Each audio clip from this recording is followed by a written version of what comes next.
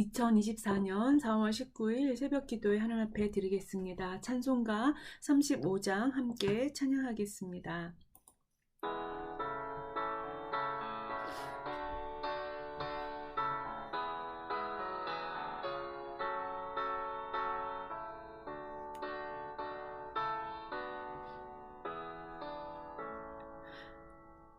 큰 영화로 진주 이곳에 오셔서 이 모인 자들로 주 백성 삼으사 그 중에 항상 계시고 그 중에 항상 계시고 큰 영광 나타내소서. 이 백성 기도와 또 힘을 드림이 양내와 같으니 곧 받으옵소서. 주 예수 크신 복음을 주 예수 크신 복음을 만 백성 듣게 하소서.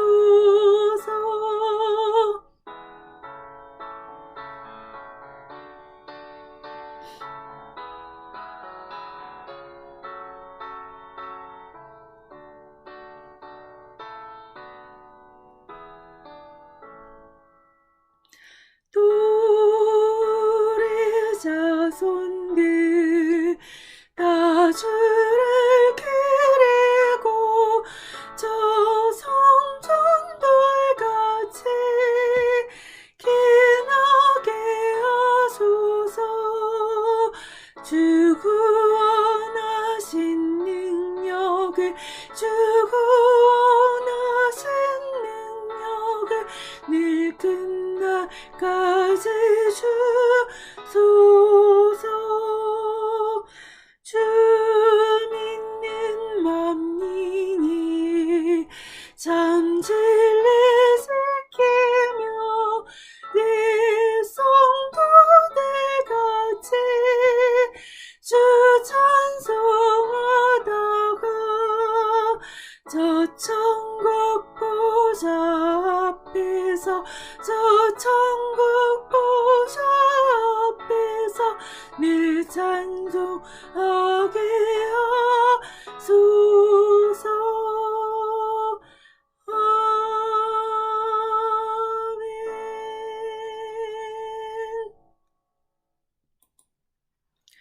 오늘 함께 보실 하나님 말씀은 신명기 30장 1절에서 20절 말씀입니다.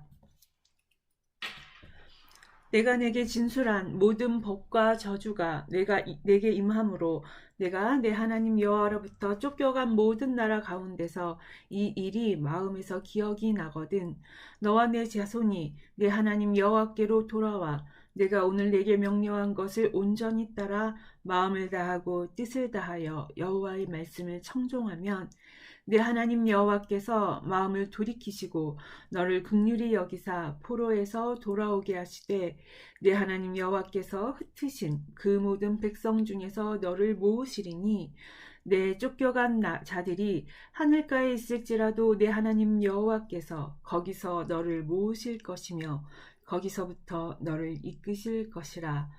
내 하나님 여호와께서 너를 내 조상들이 차지한 땅으로 돌아오게 하사 내게 다시 그것을 차지하게 하실 것이며 여호와께서 또 내게 선을 행하사 너를 내 조상들보다 더 번성하게 하실 것이며 내 하나님 여호와께서 내 마음과 내 자손의 마음에 할례를 베푸사 너로 마음을 다하여 뜻을 다하여 내 하나님 여호와를 사랑하게 하사 너로 생명을 얻게 하실 것이며 내 하나님 여호와께서 내 적군과 너를 미워하고 핍박하던 자에게 이 모든 저주를 내리게 하시리니 너는 돌아와 다시 여호와의 말씀을 청종하고 내가 오늘 내게 명령하는 그 모든 명령을 행할 것이라.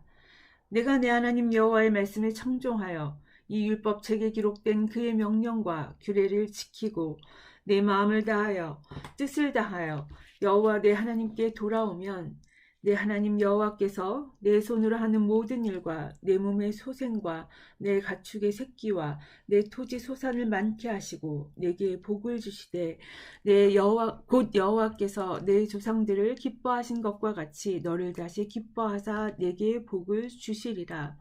내가 오늘 내게 명령한 이 명령은 내게 어려운 것도 아니요 먼 것도 아니라 하늘에 있는 것이 아니니 내가 이르기를 누가 우리를 위하여 하늘에 올라가 그의 명령을 우리에게로 가지고 와서 우리에게 들려 행하게 하려 할 것이 아니요 이것이 바다 밖에 있는 것이 아니니 내가 이르기를 누가 우리를 위하여 바다를 건너가서 그의 명령을 우리에게로 가지고 와서 우리에게 들려 행하게 하려 할 것도 아니라 오직 그 말씀이 내게 매우 가까워서 내 입에 있으며 내 마음에 있은즉 내가 이를 행할 수 있느니라.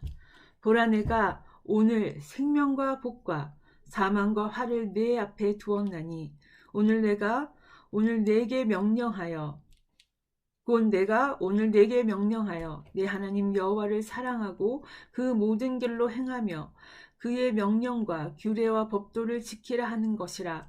그리하면 내가 생존하며 번성할 것이요 또 내 하나님 여호와께서 내가 가서 차지할 땅에서 내게 복을 주실 것임이니라. 그러나 내가 만일 마음을 돌이켜 듣지 아니하고 유혹을 받아 다른 신들에게 절하고 그를 섬기면 내가 오늘 너희에게 선언하노니 너희가 반드시 망할 것이라. 너희가 요단을 건너가서 차지할 땅에서 너희의 날이 길지 못할 것이니라. 내가 오늘 하늘과 땅을 불러 너희에게 증거를 삼노라. 내가 생명과 사망과 복과 저주를 내 앞에 두었은즉 너와 내 자손이 살기 위하여 생명을 택하고 내 하나님 여호와를 사랑하고 그의 말씀에 청종하며 또 그를 의지하라. 그는 내 생명이시요 내 장수이시니 여호와께서 내 조상 아브라함과 이삭과 야곱에게 주리라고 맹세하신 땅에 내가 거주하리라. 아멘. 신명기 29장과 30장은 이스라엘 백성이 가나안 땅에 들어가기 전에 모압 땅에서 하나님과 언약을 맺는 장면입니다. 29장 1절에 호렙에서 이스라엘 자손과 세우신 언약 외에 여호와께서 모세에게 명령하여 모압 땅에서 그들과 세우신 언약의 말씀은 이러하니라 라고 시작합니다. 이스라엘은 출애굽 당시 호렙산에서 하나님의 계명을 받고 하나님과 언약을 맺었습니다. 그러나 40년의 광야 생활 동안 하나님과 언약을 맺었던 출애굽 1세대가 다 죽었기 때문에 앞으로 가나안 땅에 들어갈 출애굽 2세대와 하나님은 다시 언약을 맺으십니다. 그래서 하나님의 백성으로 가나안 땅에서 어떻게 살아야 할지 율법과 계명을 통해 분명하게 알려주시고 나아가 그 율법의 말씀대로 살았을 때 받을 복과 그렇지 못했을 때 받을 저주에 대해서도 알려주셨습니다. 그리고 다시 그들과 언약을 맺으심으로 언약을 신실하게 이행해야 함을 다짐하게 하십니다. 여호와 하나님께서 그들의 하나님이 되시고 그들이 하나님의 백성이 됨을 선포하시며 말씀대로 살 것을 언약하시는 거죠. 살아야 함을 언약하게 됩니다. 그러면 이 모압 언약에서 드러나는 특징은 무엇이며 이 모압 언약을 통해서 우리가 하나님의 백성으로 어떻게 살아야 하는지 같이 살펴보기를 원합니다. 첫 번째로 회개하고 돌이켜야 합니다. 오늘 본문 1절에 보면 내가 내게 진술한 모든 법과 저주가 내게 임함으로 내가 내 하나님 여호와로부터 쫓겨간 모든 나라 가운데서 라고 하면서 그들이 하나님의 언약을 제대로 행하지 못했을 때 즉 그들이 하나님의 율법에 불순종함으로 저주를 받아 여호와로부터 쫓겨났을 때를 전제로 말합니다. 즉 그들이 하나님의 율법의 말씀을 지키지 않고 불순종함으로 저주를 받아 결국 가나안 땅에서 쫓겨나서 포로가 되어 각국에 각 나라에 흩어졌을 때를 말하는 거죠. 그야말로 이것은 그들이 받을 수 있는 불순종의 저주의 끝판이라고 할 수 있겠습니다. 하나님께 약속을 받은 가나안 땅에서도 쫓겨나고 포로가 되어 다른 나라로 끌려갔으니 말입니다. 그러나 이렇게 끔찍한 저주를 받았을지라도 그것이 끝이 아니라고 말합니다. 모압 언약의 특징은 아무리 저주를 받고 하나님 앞에서 쫓겨났을지라도 그들이 회개했을 때 주실 약속을 말합니다. 일반적으로 언약은 지키지 않았으면 저주를 받고 끝이 납니다. 그러나 모압 언약은 그렇게 이야기하지 않고 다시 돌이켜 회개했을 경우를 말합니다. 그러면서 회개했을 때 다시 언약이 유효해지고 그들에게 기회가 주어짐을 말하고 있다는 것이죠. 그러면서 회개가 무엇인지 말합니다. 1절에 보면 이 일이 마음에서 기억나거든 이라고 합니다. 여기서 일은 다름 아닌 모압에서 맺은 언약을 말하는 것이겠죠. 그들이 단순히 언약에 맺었다는 것을 기억하는 것을 넘어서 자신들이 하나님의 말씀에 불순종함으로 이런 저주를 받게 되었음을 깨닫는 것을 말합니다.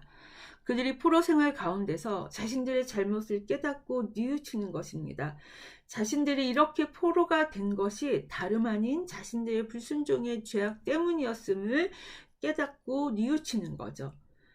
그런데 이렇게 깨닫고 뉘우치는 것이 회개의 전부가 아닙니다. 회개는 이러한 후회나 한탄, 자책이 다가 아니죠. 2절에 보면 그래서 너와 내 자손이 내 하나님 여호와께로 돌아와 라고 말합니다. 잘못을 깨달았을 뿐 아니라 하나님 앞으로 다시 돌아와야 한다라는 거죠.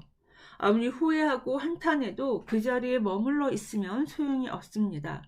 그들이 깨달았다면 하나님을 버리고 우상을 따라 자신의 멋대로 행했던 자신의 삶에서 다시 하나님을 향해 그들의 마음을 180도 돌이키고 돌아와야 합니다. 그러므로 회개란 다름 아닌 자신들의 삶의 방향을 하나님께로 돌이키는 것을 말합니다. 이러한 방향의 전환이 회개입니다. 그리고 이러한 방향 전환은 새로운 삶의 방식을 추구하게 만듭니다. 하나님께 돌아올 뿐만 아니라 2절 중반에 보면 내가 오늘 내게 명령한 것을 온전히 따라 마음을 다하고 뜻을 다하여 여호와의 말씀을 청종하면 이라고 말하고 있습니다. 즉 단순히 하나님께로 돌아오는 것을 넘어서서 하나님께서 말씀하신 것을 마음과 뜻을 다해 순종해야 한다는 것이죠.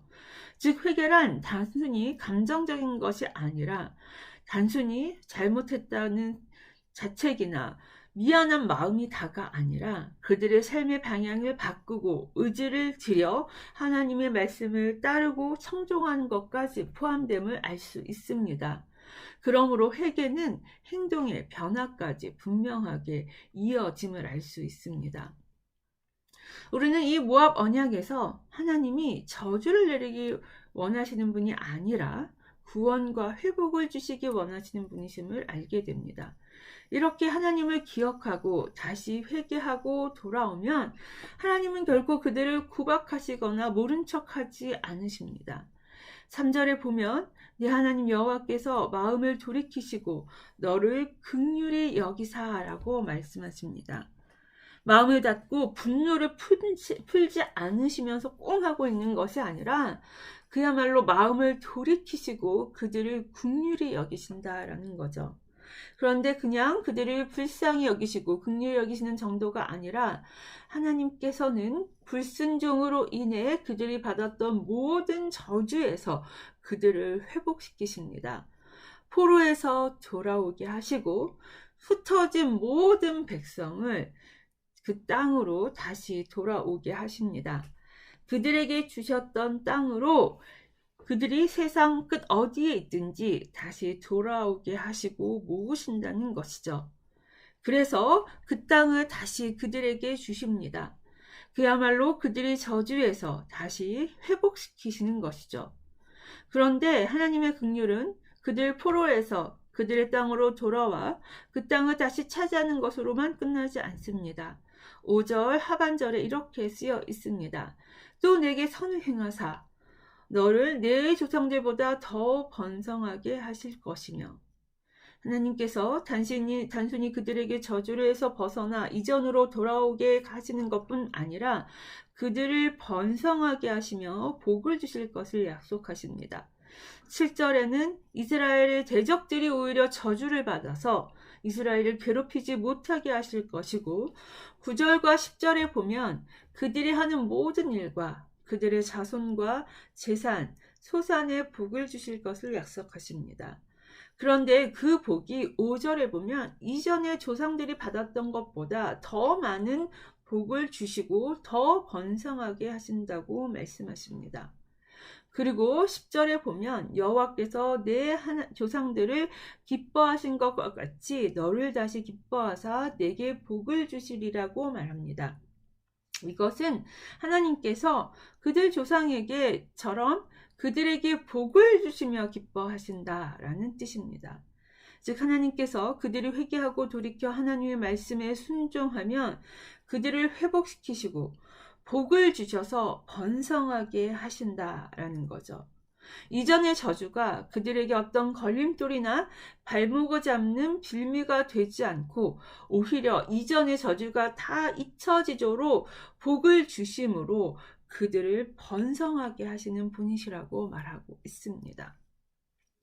또한 6절에는 내 하나님 여호와께서 내 마음과 내 자손의 마음에 할례를 베푸사 너로 마음을 다하며 뜻을 다하여 내 하나님 여호와를 사랑하게 하사 너로 생명을 얻게 하실 것이며 라고 말씀하십니다. 단순히 회복시키시고 복을 주시는 것이 다가 아니라 하나님께서는 그들의 마음에 할례를 베푸십니다. 그들의 교만하고 완악한 마음에 할례를 베푸시고, 그래서 그들이 하나님을 사랑하고 하나님 말씀에 순종할 수 있게 하심으로 생명을 얻게 하신다라는 거죠. 회개했다고 그들의 불순종의 습관이 사라진 것이 아닙니다. 죄 덩어리에 하나님을 배반하고 불순종하는 마음이 완악하기 짝이 없는 인간들에게 하나님은 할례를 통해서, 마음의 할례를 통해서 하나님을 사랑하고 하나님 말씀에 순종하는 자들로 다시 재창조하시는 것입니다. 그래서 불순종으로 다시 저주 아래 내려가지 않도록 그들에게 은혜를 베푸신다는 것이죠. 그래서 저주에서 벗어나 복을 누리는 것 정도가 아니라 하나님의 백성답게 살아갈 수 있도록 마음에 할례를 주시며 그들을 재창조하십니다. 즉 회개하고 돌이켜 하나님의 말씀을 지켜 행하면 이러한 은혜를 베푸시는 하나님이시라는 거죠. 그러므로 모압 언약은 언제라도 돌이켜 회개해야 함을 강조합니다. 비록 불순종하고 저주 아래 있을지라도 그들을 긍휼히 여기시고 복 주시기 원하시는 하나님을 바라보고 돌이켜 회개해야 한다라는 것을 가르쳐주고 있습니다. 두 번째로 모압 언약은 말씀은 가까이 있어 행할 수 있다라고 가르치고 있습니다. 이렇게 회개하는 자에게 베푸시는 회복과 복을 말하고 나서 11절과 14절에는 말씀을 순종하는 것이 결코 어려운 것이 아님을 말합니다. 11절에 내가 오늘 내게 명령한 이 명령은 내게 어려운 것도 아니요 먼 것도 아니라 라고 하십니다. 하나님께서 지키기 어려운 명령을 주시며 그들의 능력밖에 요구를 하시는 것이 아니라는 것이죠. 비록 인간이 하나님의 명령에 순종하기보다 불순종하기를 더 잘하지만 그렇다고 해서 인간이 할 수 없는 혹은 불가능한 것을 하라고 하나님께서 요구하시는 것이 아닙니다. 12절과 13절에는 하나님의 명령이 하늘에 있는 것도 아니고 바다 밖에 있는 것도 아니라고 말합니다. 즉 특별한 사람만 접근할 수 있거나 할 수 없는 것이 아니라는 말이죠. 말씀을 이해하거나 해석하기 어려워서 지키지 못하거나 특별한 능력이 있어야 말씀을 지킬 수 있는 것이 아니라는 것입니다. 그래서 14절에 이렇게 말합니다. 오직 그 말씀이 내게 매우 가까워서 내 입에 있으며 내 마음에 있은즉 내가 이를 행할 수 있느니라. 즉 말씀은 우리에게 가까이에 우리 마음과 입에 있습니다. 그리고 그렇기 때문에 능히 행할 수 있다라고 말합니다. 즉 충분히 우리가 하나님의 말씀을 지키고 순종할 수 있음을 말씀하고 계십니다. 우리가 신명기의 율법의 말씀을 살펴보았는데 그 말씀들을 보면 일상생활에서 부딪힐 수 있는 일들에 대해서 매우 자세하고 구체적인 명령이 주어졌음을 우리가 보았습니다. 왜 하나님께서 이렇게 사소한 것까지 다 말씀하시는 걸까 싶기도 했는데 그것이 바로 우리로 하나님 말씀을 능히 행할 수 있게 하심임을 알게 됩니다. 하나님은 우리에게 크고 대단한 순종을 요구하시는 것이 아닙니다. 우리 일상에서 평범한 작은 일에서 하나님 말씀대로 살아가시기를 바라며 그것에서 순종의 삶이 시작된다는 것이죠. 반대로 우리가 불순종의 저주를 받는 것도 다른 대단한 것, 엄청난 죄를 지어서가 아니라 우리 일상의 작은 불순종이 모여서 하나님의 저주를 받게 됨을 알 수 있습니다. 그러므로 말씀을 멀게 생각할 것이 아니라 이미 가까이 있는 말씀부터 작은 것부터 순종하기 시작할 때 하나님이 기뻐하시는 순종의 자리로 나아갈 수 있게 된다는 것입니다. 나아가 하나님 말씀을 가까이 해야 함을 우리가 이 말씀을 통해서 알 수 있습니다. 우리가 하나님의 말씀을 듣지 못하고 따르지 않는 이유는 하나님의 말씀이 멀리 있어서 너무 어려워서가 아니라 우리가 하나님의 말씀을 멀리하기 때문입니다. 하나님의 말씀은 이미 내 마음에 내 입에 있는데 그것을 멀리할 때 우리는 불순종할 수밖에 없습니다. 그러므로 가까이 있는 하나님 말씀을 멀리하지 말고 더 가까이 해야 합니다. 즉 마음에 새기고 입술에 읊조림으로 즉 묵상함으로 하나님 말씀을 가까이 할 때 우리가 이를 행할 수 있게 되는 것이죠. 하나님께서 우리 마음에 할례를 베푸셨기에 능히 행하게 된다는 것입니다. 모압 언약은 우리로 하여금 이렇게 하나님 말씀을 가까이 하고 행하도록 독려하고 격려합니다.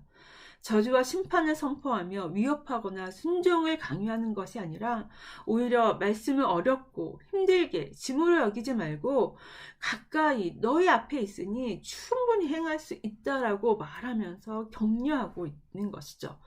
반복되는 불순종에도 포기하거나 체념하지 말고 말씀을 가까이 하여 내 입에 내 마음에 둘 때 능히 하나님의 말씀을 행할 수 있다라고 말하고 있습니다. 그래서 불순종과 실패 가운데에서도 포기하지 말고 순종의 자리로 나아가야 합니다. 그러므로 이전의 실패에 얽매이지 말고 다시 일어나 말씀에 순종해야 한다라는 것이죠. 세 번째로 모압 언약은 선톡의 기로 앞에 생명을 선택해야 함을 말합니다. 이렇게 순종을 독려하는 모세는 15절에 다음과 같이 말합니다.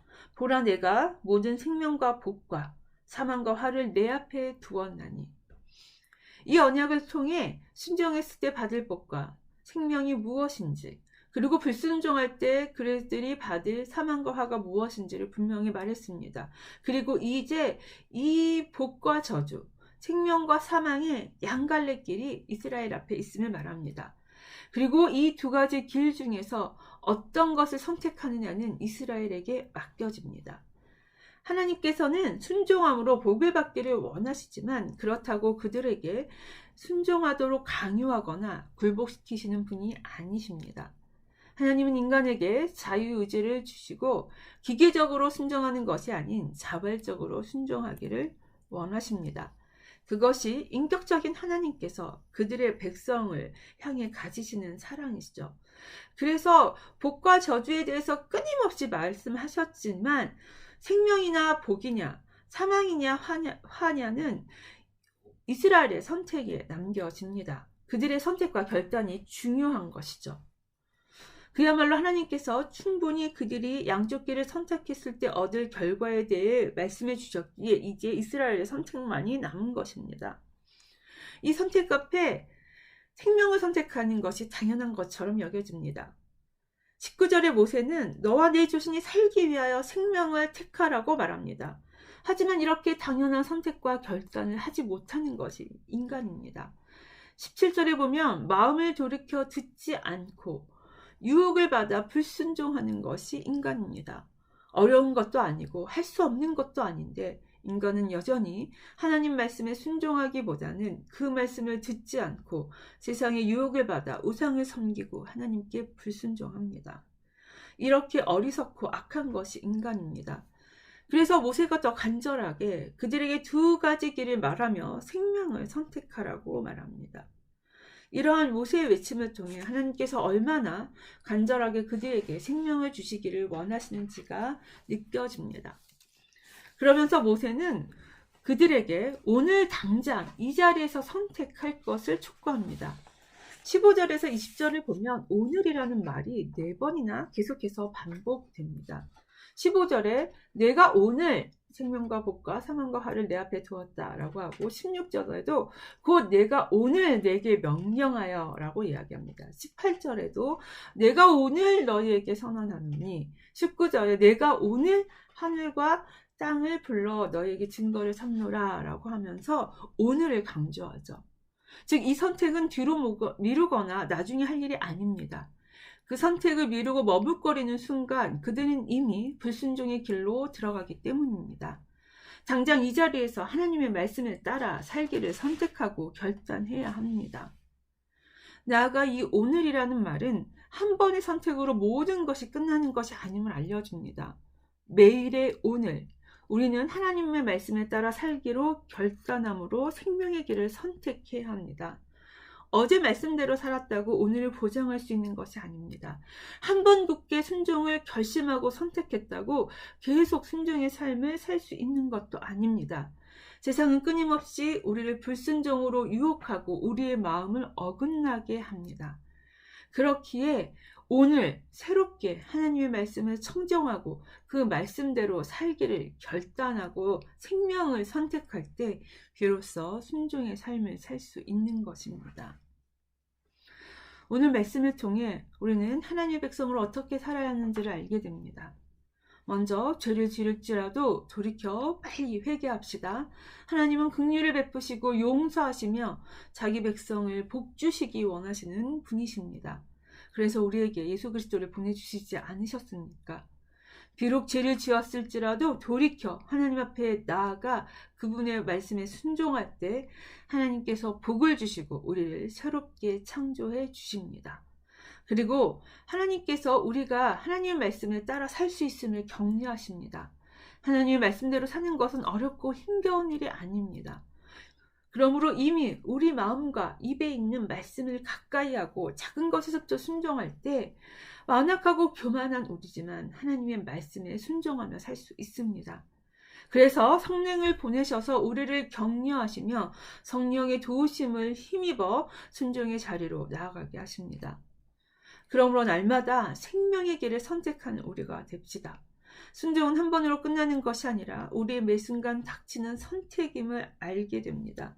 세상은 끊임없이 우리를 유혹하고 불순종의 자리로 이끌지만 성령을 의지하여 순종하기를 매 순간 선택할 때 생명과 복이 우리에게 임할 것입니다. 바라기는 이러한 순종의 삶을 통해 하나님이 주시는 복을 마음껏 누리시는 성도님들 되시기를 간절히 기도합니다. 주기도문으로 예배 마치겠습니다. 하늘에 계신 우리 아버지여, 이름이 거룩히 여김을 받으시오며 나라가 임하옵시며 뜻이 하늘에서 이루어진 것 같이 땅에서도 이루어지이다. 오늘날 우리에게 일용할 양식을 주옵시고 우리가 우리에게 죄 지은 자를 사하여 준 것 같이 우리 죄를 사하여 주옵시고 우리를 시험에 들게 하지 마옵시고 다만 악에서 구하옵소서. 대개의 나라와 권세와 영광이 아버지께 영원히 있사옵나이다. 아멘.